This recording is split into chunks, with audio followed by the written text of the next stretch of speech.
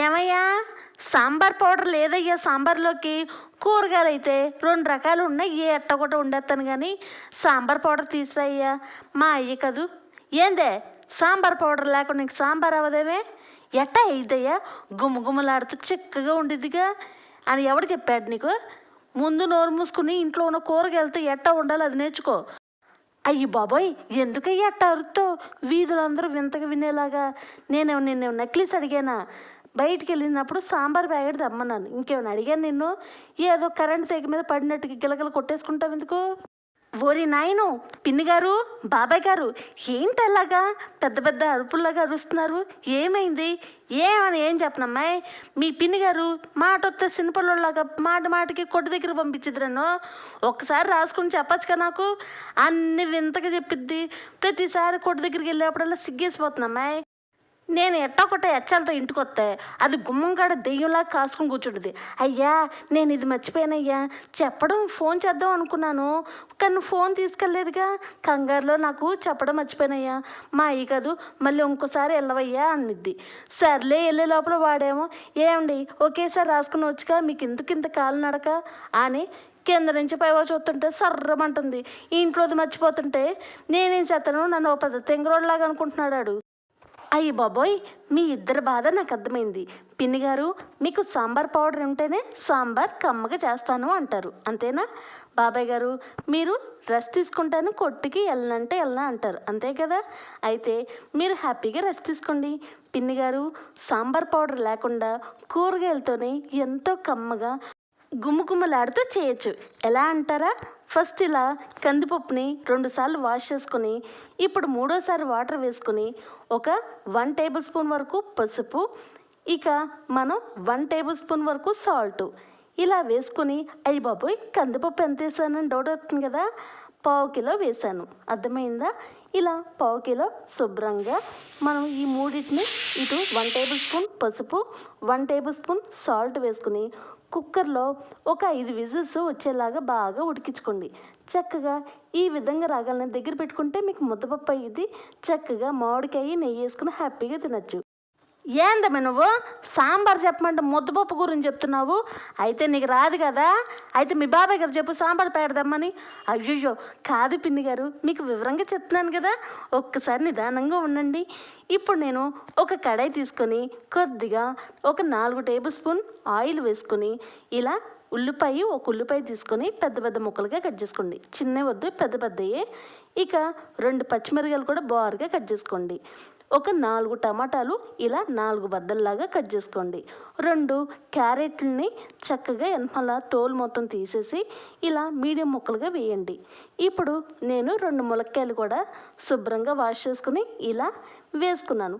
కంప్లీట్గా ఇలా ఒక 5 నిమిషాల వరకు దోరగా వేయించుకుంటూ ఉండండి. ఇప్పుడు ఇలా కూరగాయలన్నీ వేగాలంటే కొద్దిగా మీరు టేస్ట్ తగ్గట్టు సాల్ట్ వేసుకోండి. పప్పులో మీరు ఇన్నాడ 1 టేబుల్ స్పూన్ వేశారు, సాంబార్లో కూడా మీకు ఈ సాల్ట్ అనేది పట్టిద్ది. మీరు కొంచెం చూసుకొని వేసుకోండి, అర్థమైందా?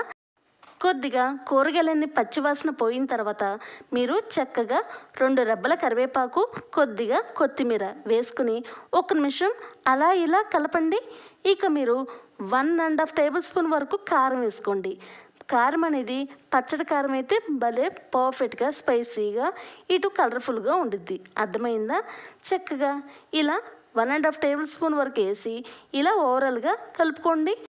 మనకి కారం ఎప్పుడు వేసినా 1 నిమిషం వరకు ఇలాగా సన్నమంట మీద వేయించుకుంటూ ఉంటే మీకు కొంచెం టేస్ట్ అనేది మారిద్ది. మనం పచ్చితనంగా ఉన్నప్పుడే వేసేసుకుంటే అంత ఇదిగా బాగోదు. అందువల్ల కారం వేసిన తర్వాత 1 నిమిషం దోరగా వేయించుకున్న తర్వాతే ఇలాగా మీరు పప్పుని వేసుకోండి. ఇప్పుడు పప్పు ఒకటే కాదు, మీరు ఏ కూరలు వండేటప్పుడైనా కారం అనేది 1 నిమిషం వరకు వేగాలి, అర్థమైందా? దేంట్లో వేసినా. చూసారా, కుక్కర్లో మనం పసుపు వేసే పప్పును ఉడికించాం. ఇప్పుడు చూడండి పప్పు ఎలా ఉందో, ఎంతో కలర్ఫుల్గా ఉన్నట్టుగా ఉందా, చూడడానికి కూడా బాగుంది, ఇటు తినేటప్పుడు కూడా ఎంతో కమ్మగా ఉన్నట్టుగా ఉండిద్ది, అర్థమైందా? మీకు కన్నులకి వింపుగా ఉండాలి, ఇటు టేస్ట్ తగ్గట్టు హాయిగా ఉండాలి. అందుకే నేను ఏదైనా వివరంగా అర్థమయ్యేలాగా చెప్తాను. ఇక మనం పప్పుని ఇలా వేసుకొని ఇక చక్కగా 1 లీటర్ వరకు నీళ్ళు వేసుకున్నాను. ఇలా వాటర్ వేసుకొని ఒక్కసారి పప్పుకి కూరగాయలు మొత్తం కలిసేలాగా ఒకసారి కలుపుకునేలాగా ఈ లోపల మనం చింతపండు అనేది నానపెట్టాలి. పులుపు తగినంత. మనం ఈ సాంబార్ అనేది 1 నిమిషం వేడవుతూ ఉండంగా మీరు పులుపు తగినంత చింతపండు కూడా నానపెట్టుకొని ఇలా వేసేసుకోండి. పిప్పు రానియకుండా సాంబార్లో వేసేసుకొని ఇక పెద్ద మంట మీద ఖచ్చితంగా ఒక 10 నిమిషాల వరకు హై ఫ్లేమ్లో ఉడికించుకోండి. ఎందుకంటే మీరు కూరగాయలు ఆల్రెడీ కొంచెం వేగిన తర్వాతే ఇలా పప్పునేసి ఉడికించుకుంటున్నారు. ఇక మనకి పర్ఫెక్ట్గా తయారైద్ది. ఖచ్చితంగా 20 నిమిషాల వరకు ఇలాగా ఒక 10 నిమిషాల వరకు పచ్చి కూరగాయలతో ఇలా వేయించుకొని ఇంకా ఇలా చింతపండు రసం వేసిన తర్వాత ఒక 10 నిమిషాలు వేయించుకోండి. ఇక మీరు చక్కగా ఈ లోపలే ఒక కడాయి పెట్టుకొని ఇలా తాలింపు పెట్టుకోవాలి. కొద్దిగా ఆయిల్ వేసుకొని ఆవాలు, పచ్చెనపప్పు, మినపప్పు, జీలకర్ర వేసుకుని 1 నిమిషం వేగిన తర్వాత ఒక 4 వెల్లుల్లిపాయ రబ్బలు, ఇక కొద్దిగా ఒక 3 ఎండుమిర్చి, కొద్దిగా కరివేపాకు ఇలా వేసుకొని 1 నిమిషం దోరగా వేయించుకోండి.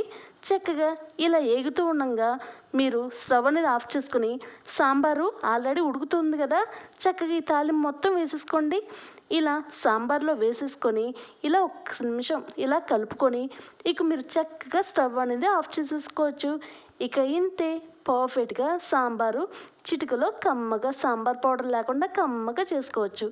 నేను ఇచ్చే చిన్న చిట్కా ఏంటంటే కూరగాయలు ముందు దోరగా వేగిన తర్వాతే ఇలాగా వేసుకోండి.